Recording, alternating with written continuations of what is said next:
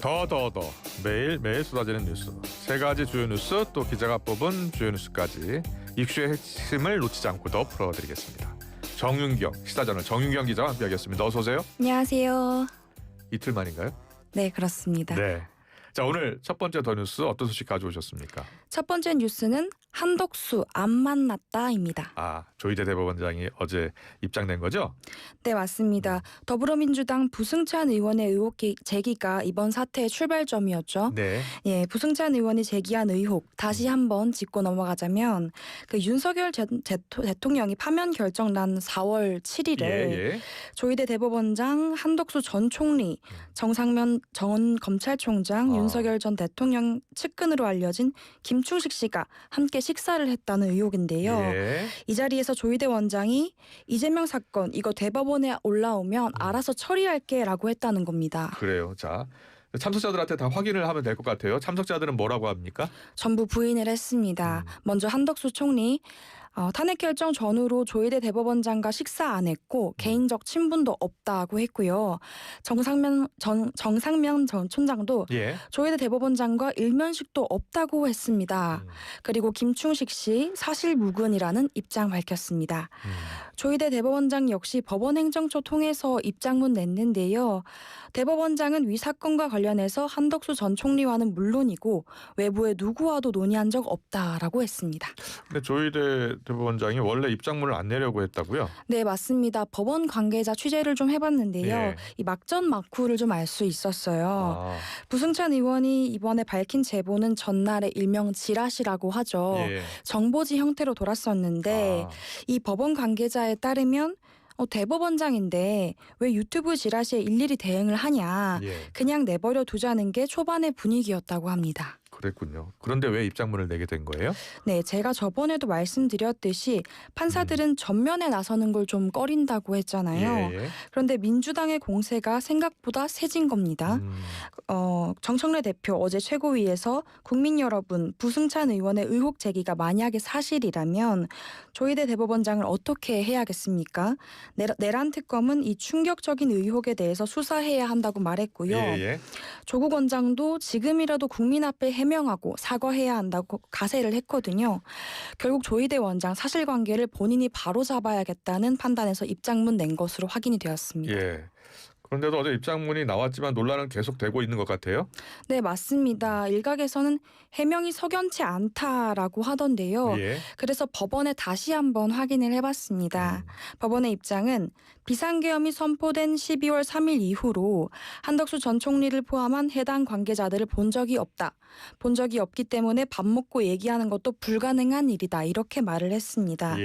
그러나 조희대 대법원장도 그리고 또 한덕수 전 총리도 오랫동안 공직 생활을 했던 분이잖아요. 그렇기 때문에 의도치 않게 어딘가에서 봤을 순 있지만 하지만 그것마저도 너무 오래돼서 기억이 나지 않는다고 했습니다. 그래요? 자, 여권은 계속해서 조희대 대법원장의 사퇴를 압박할 것 같아요. 어떻게 보세요? 당분간은 그렇게 볼 것 같습니다. 왜냐하면 조희대 대법원장의 반박에도 앞서 박수현 대변인이 말씀하셨듯이 수사로 진실로 밝히자 이렇게 나섰거든요. 제가 민주당 쪽에도 취재를 해봤는데 그래요? 박수현 대변인의 말에 다 녹아있다 이렇게 가름을 하더라고요. 박수현 수석 대변인 조금 전에 저희하고 또 더 인터뷰 통화도 했습니다. 일단 조희대 대법원장이 이미 자격을 상실했다라는 생각 주장이에요? 네. 근데 조희대 대법원장은 사퇴론에는 좀 선을 긋는 모습입니다. 그래요.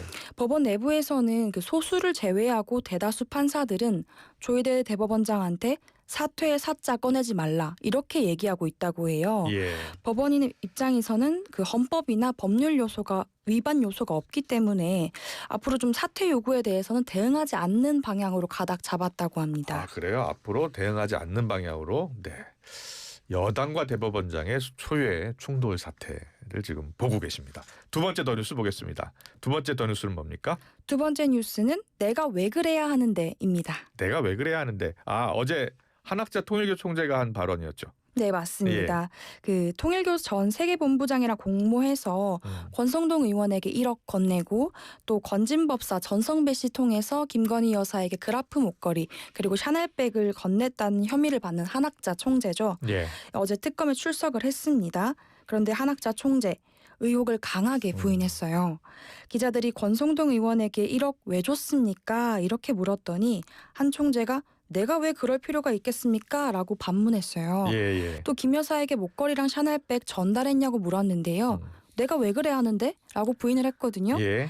점점 말이 짧아집니다. 또 불법 정치자금 청탁 직접 지시했죠? 라고 하는 데는 예. 한 총재가 아니야! 라고 강하게 부인했습니다. 한학사 총재가 특검 조사에서는 진술 거부권을 행사하지 않았다고요? 네, 맞습니다. 예. 특검이 A4 용지로 50장 분량의 질문지를 준비했다고 해요. 네. 그런데 이 방대한 분량을 전부 소화했다고 알려지거든요. 그래요? 한학자 총재도 변호사 2명이랑 입회해서 이 질문에 적극적으로 조사에 임했다고 알려지고 있습니다. 예. 법조계에서는 어떻게 보고 있습니까? 한 총재에 대해서도 영장을 신청할 것 같습니까? 청구할 것 같습니까? 어떻게 보세요? 권성동 의원이 어제 구속됐죠. 예. 법조계에서는 한학자 총재 또한 구속 가능성 높다고 보고 있습니다. 그래요? 예. 세 가지로 그 이유 압축할 수 있는데요. 먼저 어제 한학자 총재가 출석했잖아요. 예. 이건 특검팀과 협의된 게 아니었습니다. 특검팀이 한 3번 정도 출석을 요청했는데 한학자 총재가 건강상의 이유로 나갈 수 없다 이렇게 말을 했거든요. 근데 어제 특검팀이 조사를 해보니까 그 정도는 아닌데 이렇게 판단을 한 겁니다. 예. 그렇게 되면 수사에 협조할 의지가 없다고 보고 도주 우려가 인정될 수 있거든요. 예. 또 두 번째로 주목할 점은 어제 특검이 한학자 총재 조사 마치면서 추가 소환 일정 잡지 않았어요. 어디서 좀 많이 본 전개인데요. 예. 김건희 여사와 권성동 의원도 그랬습니다. 예. 단 한 번의 조사만으로 구속영장 청구됐고 발부까지 된 건데요. 예. 좀 마지막 포인트는 특검 백브리핑에서 좀 찾아볼 수 있었어요. 그래요? 특검과 기자들 간의 비공개 질의응답이 있었는데 여기서 특검 관계자가 이렇게 말을 합니다. 특검은 향후 이 사건을 법에 정해진 법과 원칙에 따라서 엄정하게 처리할 예정이다라고 예. 했는데 물론 좀 원론적인 말로 들릴 수는 있겠습니다만 이 앞에 사례에 비춰보면 조만간 신병 확보에 나올 수 있다는 관측이 제기됩니다. 네, 조만간 영장을 청구할 가능성이 있다라는 관측이 나온다는 말씀해 주셨고요. 자, 어제 한학자 총재의 지시를 받고 권성동 의원에게 1억 원을 전달한 혐의 받고 있죠. 통일교 전 세계본부장 첫 재판이 열렸죠? 네, 그렇습니다. 통일교 전 세계본부장 윤모 씨가 첫 재판에서 혐의를 대부분 인정을 했습니다. 권성동 의원에게 1억 건넨 거 맞고 예. 건진법사에게 금품 준 것 맞다 하고 했는데 그런데 건진법사한테 건넨 이 금품 김 여사한테 최종적으로 전달됐는지는 모르겠다라고 좀 선을 그었습니다. 그래요. 이 김건희 특검 소식 관련해서 하나 더 물어보겠습니다. 김상민 전 검사요. 영장 청구됐고 오늘 새벽 구속됐네요. 네, 그렇습니다. 김건희 여사 측에 고가의 그림을 건네고 총선 공천을 청탁한 혐의로 김상민 전 부장검사가 구속됐습니다. 예. 구체적인 혐의를 보면요. 김 전 검사는 2023년 1월 이우환 화백의 그림을 1억 2천만 원의 현금으로 구매를 했어요. 그리고 김 여사의 오빠 김진우 씨에게 건네고 22대 총선 공천을 청탁한 혐의 받습니다. 김 전 검사 결국 공천에서는 탈락을 했지만요. 넉 달 만에 국정원 법률특보에 임명이 됐습니다. 예. 또 총선 출마하면서 존버킴 코인왕이라는 박모 씨로부터 선거용 차량 대여비를 받았다는 정치자금법 위반 혐의도 받고 있습니다. 법원은 김 전 검사가 증거인멸할 염려가 있다고 보고 오늘 새벽 2시쯤 구속영장을 발부했습니다. 네. 특검 수사가 더 속도를 낼 것 같습니다. 세 번째 뉴스 보겠습니다. 세 번째 뉴스는요. 저 KT 소액 결제 이상 신호 있었다. 네, 그렇습니다. 어제 경기 남부 경찰청이 중국 국적의 40대 남성 2명을 긴급 체포했습니다. 예. 먼저 A씨는 승합차에 불법 기지국을 싣고 다니면서 KT 이용자들의 휴대전화를 해킹했거든요. 예. 그리고 모바일 상품권을 구매한다던가 교통카드를 충전하는 방식으로 소액 결제한 혐의 받고 있고요. B씨는 해당 소액 결제권을 현금화한 혐의를 받고 있습니다. 예. 이 둘은 서로 모르는 사이였어요? 네, 그렇습니다. 경찰 조사에서 예. 서로 모른다고 진술한 것으로 확인됐는데요. 그래서 경찰은 이 두 사람 뒤에서 누군가 조직의 배후가 있다라고 보고 조직원일 있습니다. 수 있다. 서로 모르는 조직원일 수 있다. 네, 그렇습니다. 피해액이 얼마로 지금 추산되고 있습니까? 안타깝지만 지금으로서는 정확한 피해액을 추산할 수 없습니다. 일단 대략적인 피해액만 보면 지금까지 집계된 거는 1억 7천만 원 정도인데 예. 근데 이게 KT에서 계속해서 소액 결제 관련 문의가 빗발치고 있거든요. 그래서 전문가들은 피해 규모 눈덩이처럼 불어날 수 있다고 전망합니다. 네, 이게 이 사태가 벌어지기 한 달 전부터 징후가 있었다고요? 네, 그게 바로 문제예요. 예. 통상 KT에서는 무단 소액 결제를 이유로 피해가 접수되는 게 하루에 뭐 한 건에서 많으면 9건 정도라고 하는데 예. 8월 21일부터 두 자릿수로 늘더니 엿새 만에 세 자릿수로 급증을 하거든요. 그래서 사이버수사대가 이거 좀 이상하다. KT한테 한번 살펴봐라. 이렇게 얘기를 했어요. 그랬군요. 그런데 예. KT 적극 대응하지 않았고요. 결국 최초 피해가 발생한 지 한 달 만에 비정상 소액 결제를 차단했습니다. 네, 이거 수사가 좀 더 진행이 돼야 될 것 같습니다. 자, 마지막 더 뉴스는 기자가 직접 고른 더 눈여겨볼 뉴스입니다. 어떤 소식입니까? 네, 마지막 뉴스는 야당인 게 죄인 시대입니다. 예, 이거 장동혁 대표가 한 말 아니에요? 네, 맞습니다. 어제 장동혁 대표가 기자들이랑 만나서요. 예. 지금은 그저 야당인 것이 죄인 시대다. 민주당은 지금 내란 특별재판부를 밀어붙이고 대법원장은 사퇴하라고 하고 패스트트랙 재판을 통해 국민의힘을 완전히 해체하려 하고 있다. 이렇게 말을 했습니다. 예. 국민의힘 의원들은 강하게 밀고 나가는 분위기라고요?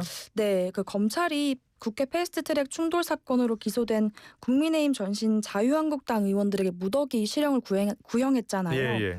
이날 의원들의 최후 진술을 좀 취재를 해봤어요.